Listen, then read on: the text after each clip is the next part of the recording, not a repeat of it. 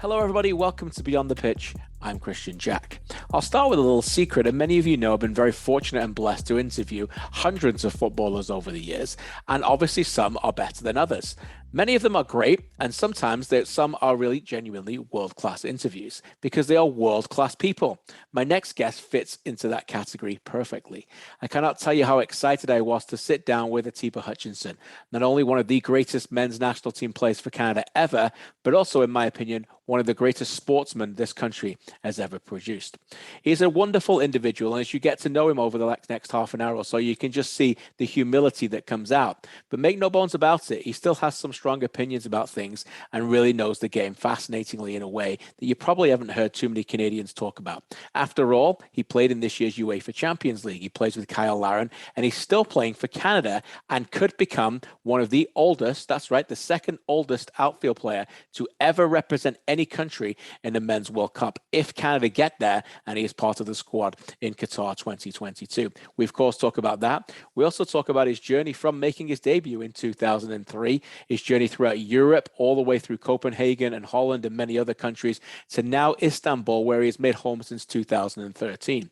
A special place where fans know if you truly are genuine and get behind you, which they do. Atiba Hutchinson is an icon in Istanbul, and he should be, for obviously going on and lifting the double for Beşiktaş last year as their captain. We talk about that, some of his favorite places to play, a special story about one of the best stadiums he's ever played in, and of course his links now to this Canadian men's national team as he gets closer to becoming the all-time caps leader. That's right, just one behind Julian de Guzman, his friend and obviously teammate from the past. It is a big week for Canada as they head out to Edmonton to play games against Costa Rica and Mexico in the World Cup qualifiers. And they and we are all thankful for having Atiba Hutchinson in that squad. He could become the all-time caps leader in Edmonton, but if you're listening to this after it, it is still a fascinating insight into what Atiba Hutchinson is as a man, as a footballer, as a dad, as a husband, and a friend. I hope you enjoy it. Sit back and enjoy Atiba Hutchinson for the next half an hour, and I'll speak to you afterwards. Atiba, always an absolute pleasure to sit down and talk with you. Thanks so much for joining me, my friend. 2021, how's it going for you and your family? Signed a new deal in Beşiktaş and playing well with Canada. It must be a pleasant time to be a 38-year-old superstar right now. Superstar, yeah, I don't know. I mean, yeah, it's been well, first of all, thanks for having me. Always nice to sit down and talk with you, but it's been great. It's been great. The year has been going well. The start of the season, we've got off to a good start with both Beşiktaş and the national team. I'm still happy to be, doing what I love most, being on the pitch with the guys, enjoying my football and just, expressing myself. But all in all, it's been great. Have a little bit of a period where it hasn't been going well with the team the last 2 or 3 games in the league, but due to injuries and that, we'll be fine. We've got a good squad, so we just have to get through this phase with Beşiktaş and we'll be good again. But yeah, everything's going well. You guys, I mean, football moves pretty quickly, but you guys are the double champions. It's not that long ago you were lifting trophies in the same week as the double champions in Turkey. So it's been an amazing year for you that led you to the Champions League. I know you missed match day 2 with a little bit of a niggle. Many of you guys did, including Kyle Larin. But what was match day 1 like to go out there and host Dortmund and play in the UEFA Champions League, hearing that anthem and just look down and think we've made it to the upper echelon of European football? It was amazing, especially with everything that had gone on over the last year and a half due to the pandemic. And just it's been a few years since Beşiktaş played in the Champions League. So with all of that combined and to get our chance to play in front of fans again at the highest level, it was special. The build up towards that game was amazing. We knew about the fans turning out, and they were already doing well in just the regular league games, making a lot of noise in the stadium. So we knew that when Champions League, that game came around, it was going to be electric. So that game was amazing. The stadium was like buzzing, and it was a good game. Unfortunately, we didn't get a result in that game, but a great game, a great start to the Champions League, and yeah, nothing we could have asked for more than No, that. wonderful to watch you. I'll tell anybody who ever wants to listen to me, and I'm not sure how many people do, but anytime I can watch you, my friend, I'm watching you. But I'm not going to lie, I also watched Jude Bellingham a lot in that game as well, because he was in midfield with you. What was it like to play alongside a player like that? And I know that I'm not going to get into the age discrepancy because it's not worth it, but the difference between you and him, of course, but the midfield battle with him, must have been pretty special to play against what looks like it to be an absolute star of a player. Yeah, I mean, he's got the brightest future, ahead of him. A player that's so mature, and it seems like he's been playing the game for years on end, and just to see the way he moves on the pitch, just gracefully, in and out, and finding the right positions and reading the game well, doing the work both ways. I knew quite a bit about him, watching him a lot in the Euros, the chances that he got to play, and he's a real competitor, and very early to see the progress that he's made, and I think he's got an amazing future ahead of him, like I said, and it was great to play against him. You mentioned the fans, and of course, you and I have spoke many times about what a wonderful place it is to play, not only in Turkey but Istanbul as well. Can you give our listeners and viewers a little bit of insight into what it's like to be there? And also, I know you're modest, but what's it like to be Atiba Hutchinson when you walk the streets? Do you get recognized? You need to have is there lots of, bothering of your family, autograph hunters? What's that like, my friend? Well, yeah, first of all, just playing in Turkey there's not many, I don't think there's many countries in the world that have that kind of, that passion, and well, maybe there's a lot of countries that have that passion, but the atmospheres that you get in the stadium, and just, the level of loudness that you get it's crazy. I haven't really seen it anywhere else. Maybe in one or two games, like playing with the national team down in, Central America. Honduras had a great atmosphere as well. Not an easy place to go and play by all means. But Turkey it's something crazy with how loud they get in the stadium. And it's got to be very difficult for the bigger games when the away teams come in our stadium, because the fans are just whistling for 90 minutes every time they're on the ball. So you really have that real home, that sense of home field advantage, the 12th man. It's been great for me to play here.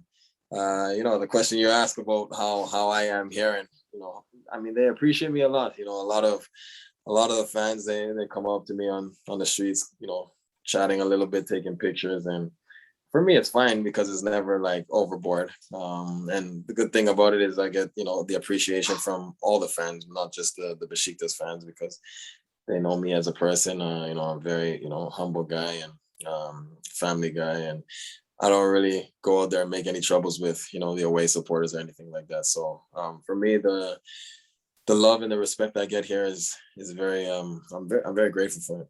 And you've been there a number of years now, and I think it's fair to say when you went there, I'm sure you had high hopes, but exceeding expectations, I'm sure, is pretty much an understatement. No, the fact that you and your family have just taken it in and it's become a home, and you've your children there, it must have been everything and more, one that I can say you deserve, but you surely must have dreamed of. Yeah, for sure. They didn't know much about me at all. Nobody really heard of me. I didn't have a name before coming into Turkey, and I started off well here. I won the fans for my first couple games. Actually, my first game was one of our derby games that we played here, and had a good performance. I was told when you play in Turkey, if you show everything, give 110%, your work ethic, it goes a long way, and that's how you get into the fans. And for me, I was like, well, that's my game. I don't really I don't cut corners. I give everything I have. I work my hardest for myself, for the team. So, it was a good start for me. And I raised my kids here, all my kids born here. My wife loves it here. So it's kind of like a home away from home. I've been here for, like you said, my 9th season now. So it's been a while, but it's gone by really quickly. So I've really enjoyed all of it. Yeah, I'm so happy that it's worked out for you. You mentioned it there, you don't cut corners, and I think that's physically and mentally. You are 38 years old, and I think sometimes people forget that. When I watch you play, there aren't many people who do what you do in this sport in the world at your age, let alone playing and captaining the double team, playing in the UEFA Champions League. maybe for some of those younger players, and I know we get a lot of Canadian Premier League fans and players listening to this show, what is it that you do off the pitch that helps you on the pitch to stay such at a prime level physically every day to go out there and compete at this age? Well, I mean, there's a number of things, but for me, it's always been about, just taking care of my body. I listen to my body a lot. If I have like any kind of, niggles here and there, I gotta try to fix that as soon as possible and make sure I'm not going out onto the pitch and dealing with that pain, because when I'm playing with pain, I don't feel free. I don't feel comfortable. So that's the first thing I do. I make sure I put in a lot of work, like before training, to make sure I feel good in the session. And then after training, I got to do what I need to do to be ready for the next day. So a lot of time and effort is put into my body, especially over the last 4 or 5 years as I've been getting up there in age. And I'm always a player that's, my condition has always been good, and I've made sure to work a lot at that since a young age. So I have it in me, and I got to make sure that I feel good and feel fit when I'm going out there onto the pitch. So if I'm not feeling good, I have to do a little bit more work, then I'll do that. But that's important. And also just having that understanding with the coaching staff, and, when the body's not feeling right or I need to pull it back a little bit, having that, that conversation with them where I can say, look, it's time for me to take a little bit of rest, and then I'll do that. So it's a mix of a lot of different things, nutrition as well, eating right. That's important for me as well. So yeah, that's it in a nutshell. Fascinating stuff. Do you allow yourself any cheat days, mate? Like, do you have a cheat food you can have on a day? Yeah. What's the luxury treat day that you have? Yeah, I'll go for a pizza every once in a while. Nice. After a game or something like that, just to like let loose a little bit. But I try to kind of stay as focused as I can. But I definitely have days where I'll eat what I want and take care of myself. Well, if you're covering 13K on a pitch, I think you're allowed to eat a pizza every now and again. I think that's more than fair. Let's talk about your rise to Turkey, and obviously, you and I have spoke about this many times, but growing up in Canada, in Brampton, getting the opportunity to go to Europe, and then eventually get your chance in Scandinavia. I think it's important, as I said before, because a lot of people listen to this, but during that ride, my friend, you've had a lot of people turn around and say things that you didn't necessarily agree with, right? Like, it's not always been people saying, oh, here comes Atiba, let's take him on. Many people, many times have fueled you to prove them wrong. Is that right? It's happened a number of times. And that's always something that's really, motivated me to try to go out there and prove people wrong, because, when you have that trust in yourself, that belief in yourself, and what you can do, then nobody can really, put you down or tell you that you can't do this or you can't make it here. I always, I wanted to get to a certain level. I always wanted to play in Europe, and from elementary school, I remember, teachers would tell me that's not going to happen, like you can't be dreaming of playing professional. But I thought I could do it. I knew my abilities. I didn't know what was out there at my age. I didn't know how good I was compared to other kids around my age and around the world. So I just knew I had to work hard and prove other people wrong. But mainly about myself, just doing what I wanted to do and setting my goals and just, trying to go out there and reach them. That's always been the biggest focus for me.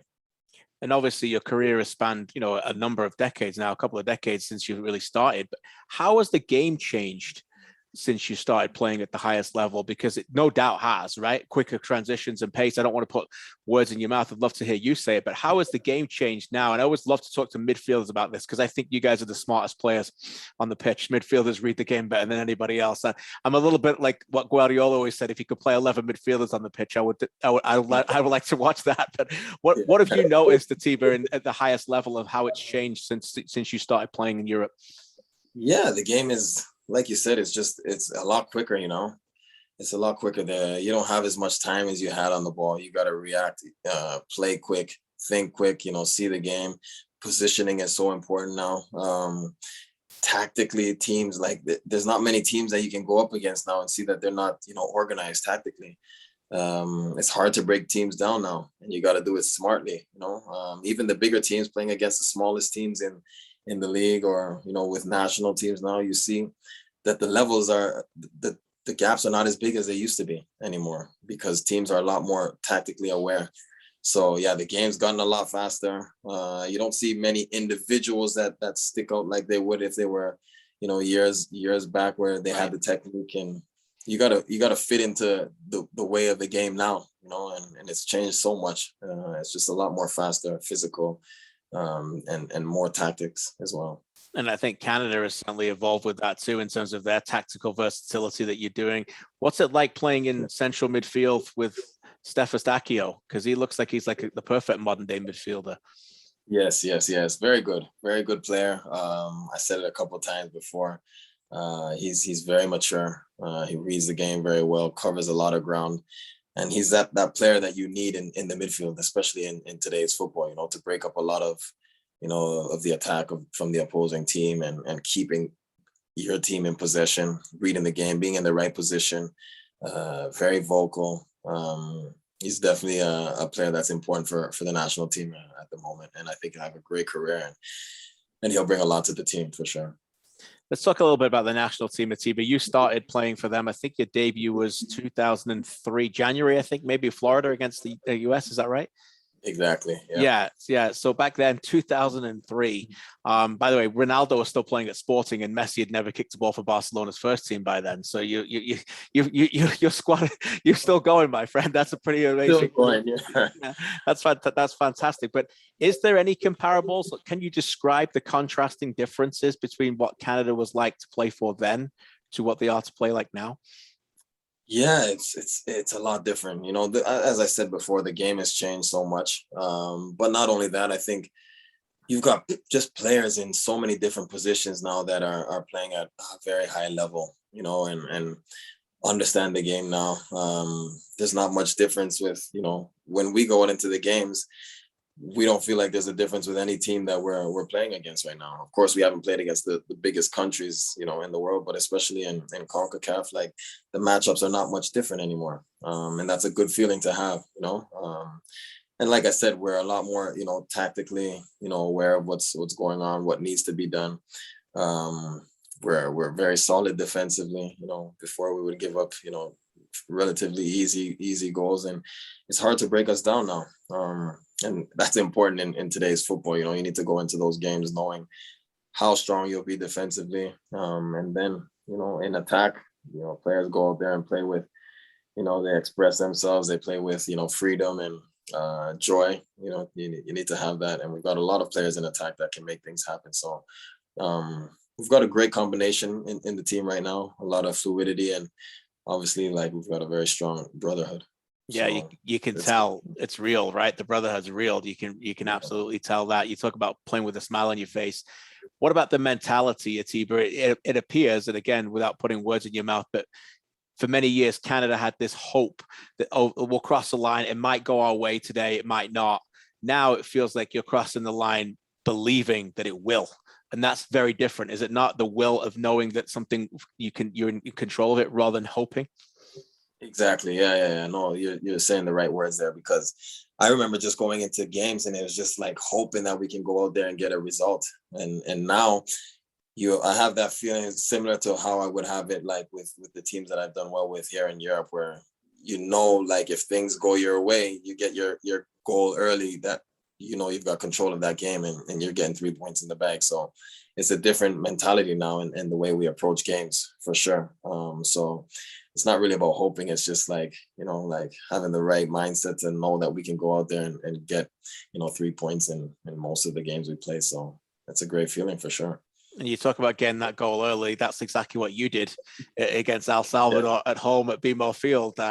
You don't get many goals for the national team. I think, 8 or so maybe, but hey, there you go. So, but that must have been pretty special, no? To score with fans back in the stadium, and then this whole new season upon us with the World Cup qualifiers. What was that like?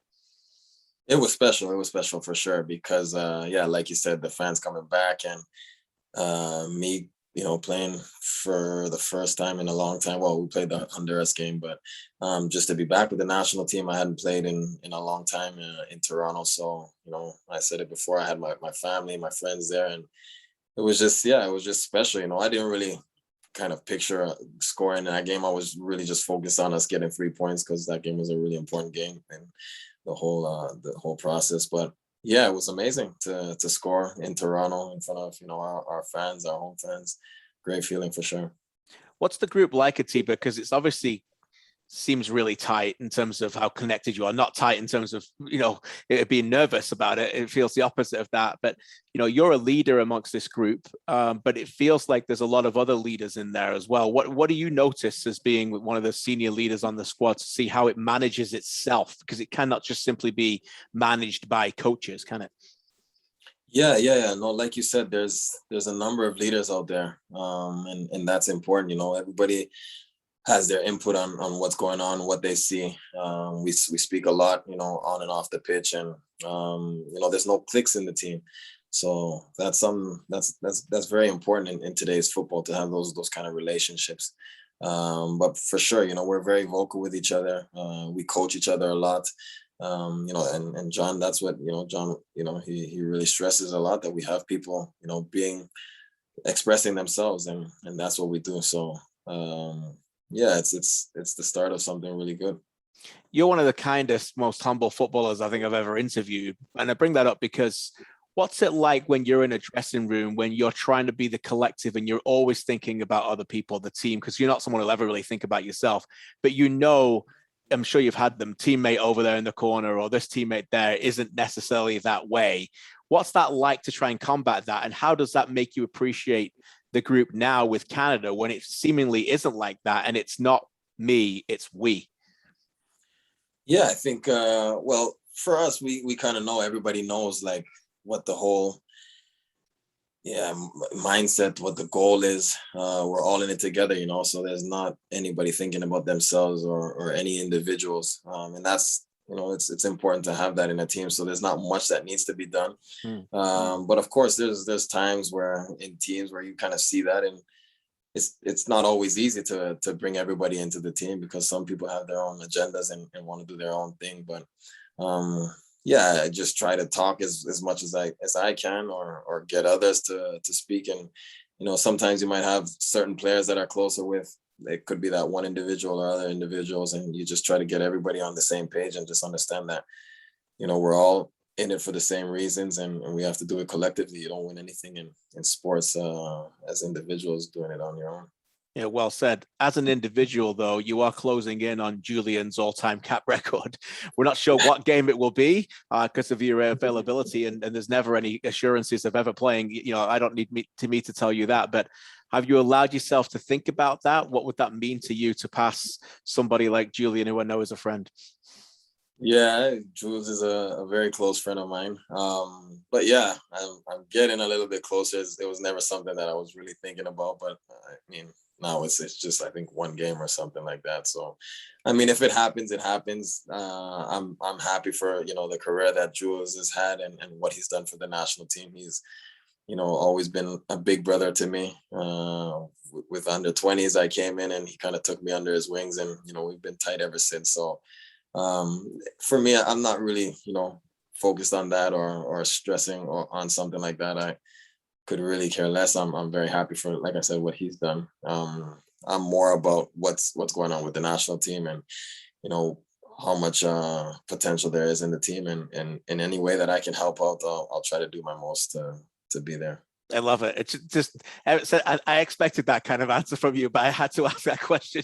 I knew it. Let's set it on the team then, because this Qatar 2022 journey is no longer just about the journey, a belief that it might happen, a pipe dream. Players have told me there's just this absolute firm belief that this is going to happen. Yes.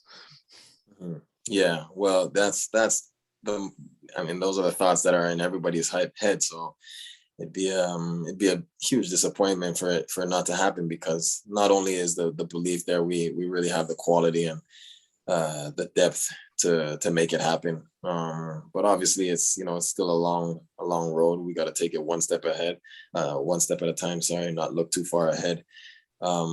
Every game is important, and we'll do the right things in each game and not look at the second or the third game from then on. So just keep doing what we've been doing, staying focused and hopefully things will work out in our favor.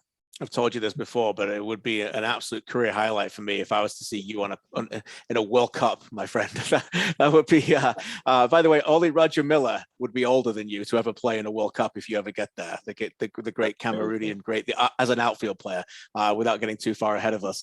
No question about it. That would be pretty special.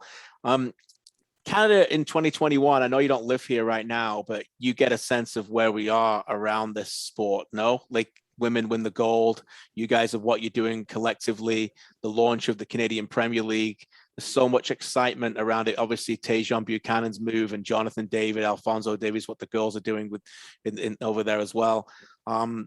This must mean for you that, one, fills you with tremendous pride, but are you getting more questions now as the reputation of Canadian soccer in Europe being very different? I'm sure when you first went there, you were like, people like, Canada, can Canadians play soccer? And now I'm sure you're not getting that question as much. Exactly. Yeah, no, it's changed completely. And I'm so happy to see it, without anything major happening for the men's program, at least, and to see like the narrative has just changed completely on what people think of Canada, and results. That's what's really pushing it along. We're finally starting to get the results in bigger games and also the smaller games, where you're not supposed to be dropping points. We're not doing that anymore. So it's good to see. Just being on the streets in Canada last time I was there, people knew that we were in town, where before that was never even spoken about. You meet somebody and you tell them you're there for a game, they'd be like, yeah, is Canada playing? Like, now it's people know, and they're coming up to you on the streets and taking some pictures, which never happened. So it's definitely there. The interest is there, the talk is there, and obviously we're very happy about what's going on, and we want to see more, and we want more success, and we'll just keep pushing for that.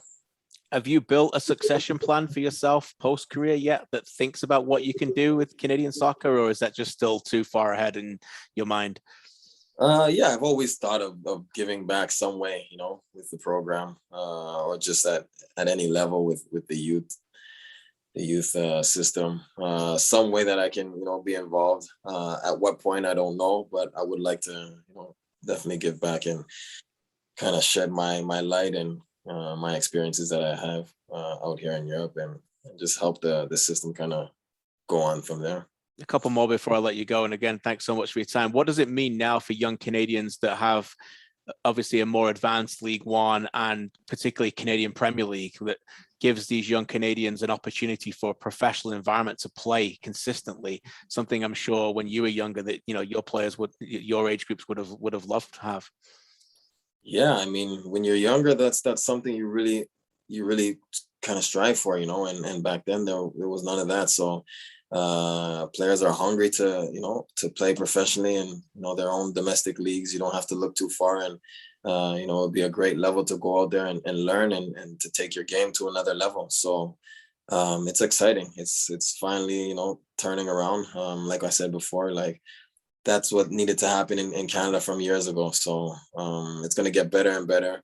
It's going to make the country, appreciate the game more and have more love for the game. And the youth have something to look forward to. So it's special. It's really exciting. Atiba, before I let you go, I've just got a few quick rapid fire questions for you that you want to answer and I'll have some fun with. And hey, if you don't know any of them answers the questions, it's totally fine.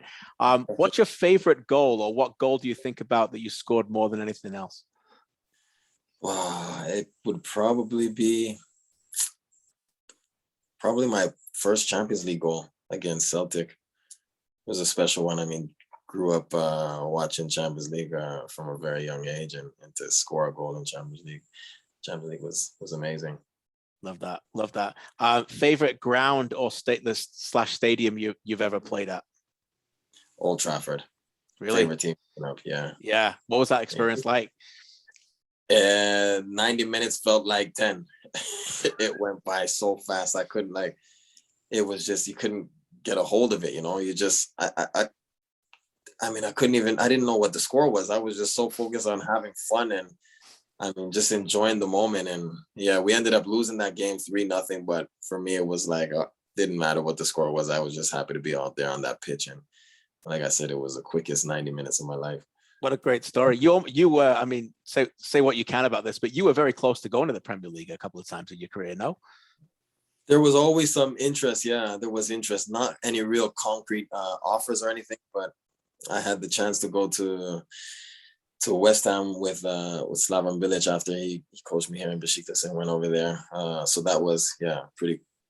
I'm actually lying. There was a concrete offer, but yeah, he just wanted to keep me here, and obviously I was happy to to stay here. So that would be the closest to going there. I was then 32, 33. Yeah. Right. I think you made the right decision. I mean, you're a legend now where you are, so that's pretty special to be. I know you played in a ton, but is there a stadium that you'd love to play in that you haven't played in yet? Probably Camp Nou. Yeah, Barcelona. There you go. Good one. Answer this question however you want. Favorite or best teammate? Ooh, Ian Hume. Grew up playing with him from, how old was I? 7 or 8 years old, and I played with the youth national teams all the way through to the men's team, and always was my roommate, and you're very, very tight. So that's my guy. Brilliant answer. He's now my teammate, by the way. He sits on the couch with me, and one of the many things I love about Humie is he is just exactly what you see is what you get. Right. That's true. That is true. Exactly. And that's my kind of guy. No side to them. You read them, say what you want, just get it out. And I love that. And he's so genuinely kind as well. What a great guy. That's love right. that. That's amazing guy. Answer this one as well, however you want. Favorite or best opponent you've ever come across? Best opponent would be Ronaldo. Played against Ronaldo, so there you go. I don't have to really explain who he is or what he does. Doesn't get any better than that. What was that? What was that like?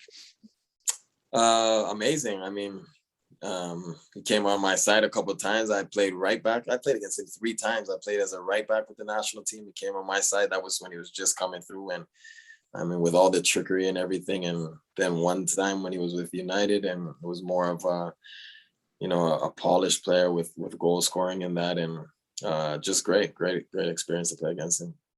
Is there one game that you find yourself thinking about more than anything else you've ever played in? Yeah, it's Honduras, playing Honduras.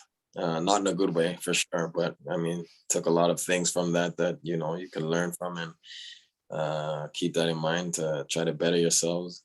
Interesting. As an individual, as a team. Interesting. What about the trophies that you've won? One trophy that you'll always think highly of than any other? Probably my last championship, a few months back, at winning it at the age of 38. My first time as a captain from the start of the season, and just to win it in the fashion that we did on the last day, when we probably should have won it a few weeks earlier, and kind of let that slip, and then kind of regained it back on the last day, and won it same amount of points, but won it by 1 goal. Is I mean, you don't see that often, so for sure, special trophy. Explain to those of us who'll never experience it, Atiba, what that's like to lift a trophy with a group of men that you've been working with for 9 months for that 1 goal. That moment you lift that trophy above your head, what's that feeling like? It's hard to describe, because there's just so much that goes into it. You're with the same group of guys, like you say, from the start of the season, day in, day out. You have ups and downs, and everybody wants the same thing, especially when you know that you have a good enough team to do it, and the belief is there. And there could be moments when you think it's gone, and then you stress over it like crazy, and then to actually get it at the end of the season, and to do it all together, it's hard to describe. It's an amazing feeling, and it's something that you work all your life for, really. Interesting. Quick, last couple more quick fire ones for you. You're not allowed to say Istanbul, and you're not allowed to say Toronto. Favorite other city that you've visited during your career? Visited or lived in? Either one. Visit is lived in. You can say that if you want. Okay. Copenhagen. Copenhagen. Love that place. Yeah. Great answer. Favorite other sport other than soccer? Basketball. Basketball. You still connect with the Raptors? You still able to follow them over there or what? I do. I'm always watching their games. I have the NBA League Pass, so I follow a lot of their games. Brilliant. What's the show that the wife makes you watch or that you love to watch to just get away from soccer? The last one was Money Heist. Okay, good. Yeah. That's a good recommendation for me. I'll keep an eye on that one. And then you mentioned it earlier. You like to go for pizza. Do you have a favorite pizza that you like to eat? What's your favorite pizza? The classic margarita from the days when I was young and traveling and training with teams in Italy. I just love the authentic margarita.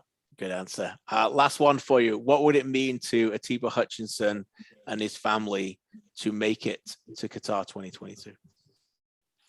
It would mean the world. That would complete my journey as a footballer. Very well said. And what a journey it has been. And I appreciate spending some time with you today to talk a little bit about it. You are a true Canadian sport icon, my friend. I know you won't say that, but anybody who ever talks about Canadian sport over here with real legends, they need to stop putting your name in it more often because of what you've accomplished. We cannot thank you enough for flying the Canadian flag, for your unbelievable achievements that you continue to do. And I know that you're far from done. This Canadian squad's going to be a big part going forward when you're in it, and also what you're going to continue to achieve in the sport. I can't wait to continue to see that. Thanks so much for your time, and much love to you and your family over there. All right. Thank you very much. Appreciate it. I cannot thank Atiba Hutchinson enough for that time. You can just feel the warmth, can't you, from what he is as an individual. A special man, no doubt about it, who deserves all the accolades. And I can't thank him enough again for joining me and you to tell some of his stories. I love how he talked about through the adversity and how he's come through the refusals, the motivation that he's got there. He is, as I said off the top, undoubtedly one of the greatest players this country has ever produced, but was not always seen that way and has been turned down by many people in the past to help motivate and fuel him through what has become an incredibly successful career. Fascinating also to hear him talk about how the game has changed so much during that time. He's really been at the height of his profession for nearly 2 decades now, and a remarkable achievement to still see him dominating midfields and playing in the elegant manner that he does at 38 years old in the premier competition in the world, the UEFA Champions League. And he gets to represent Canada again in Edmonton and beyond. So I hope you'll always enjoy and appreciate him putting on the red, white of Canada going forward. My guest again was Atiba Hutchinson, and I can't thank him enough, and I can't thank you enough for spending this time with us. Enjoy the games live on Sportsnet and OneSoccer. Canada trying to make the quest towards Qatar 2022. It's special. Get behind it. Again, thanks to Atiba. And if you've missed any of the other episodes, many other of the Canadian men's national team have sat down with me over the last couple of months on Beyond the Pitch, and you can check them out right here on the Canadian Premier League Newsroom podcast or on the Canadian Premier League YouTube channel, whichever is your preference. Take care of everybody, and looking forward to the games. Enjoy them. Take care of yourself. God bless, and we'll see you soon.